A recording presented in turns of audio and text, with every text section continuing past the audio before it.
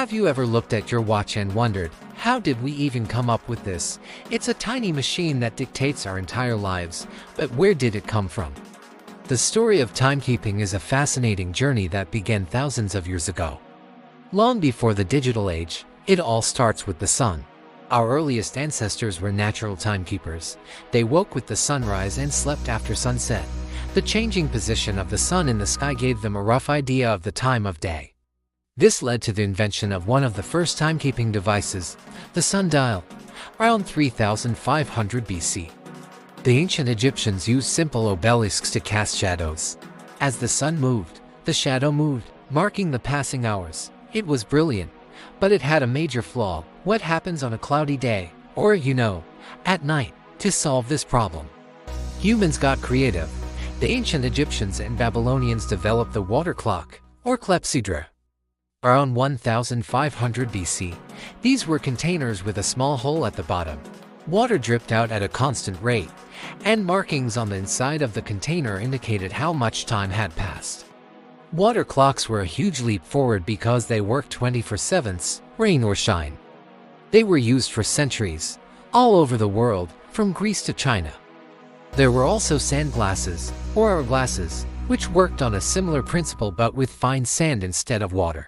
They were especially useful for sailors to measure time at sea. But humanity's quest for precision was far from over. The real revolution in timekeeping came in the Middle Ages with the invention of the mechanical clock. Around the 13th century in Europe, brilliant inventors created massive clocks for public towers. These early mechanical clocks didn't have a dial or hands like we do now. Instead, they struck a bell to mark the hours, which is actually where the word clock comes from. It is derived from the Latin word for bell, clocca. These clocks were powered by weights and regulated by a complex system of gears and levers. They were revolutionary, but still not very accurate, often losing or gaining up to 15 minutes a day. The game changed again in the 17th century with the invention of the pendulum clock by the Dutch scientist Christian Huygens.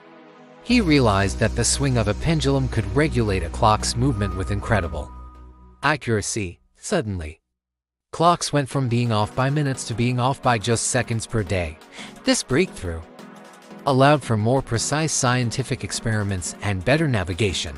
Clocks started moving from town squares into people's homes. From there, innovation just accelerated. In the 18th and 19th centuries, clocks got smaller and more personal. The invention of the mainspring replaced heavy weights, leading to portable clocks and eventually the pocket watch. For the first time, people could carry time with them wherever they went. This completely changed the way society was organized, synchronizing work schedules, train departures, and daily life in a way never before possible. Finally, we arrive at the modern era. The 20th century gave us quartz clocks, which use the vibrations of a tiny quartz crystal to keep time with incredible accuracy. And then atomic clocks, the most precise timekeepers ever created. They are so accurate they won't lose a second in millions of years. And of course, today, time is everywhere on our phones, our computers, our smartwatches. From a simple shadow on the ground to an atomic-powered signal.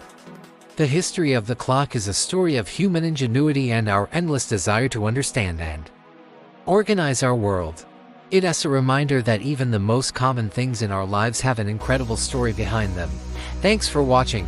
If you enjoyed this journey through time, don't forget to like this video, subscribe to the channel, and hit that notification bell so you don't miss our next adventure. See you next time.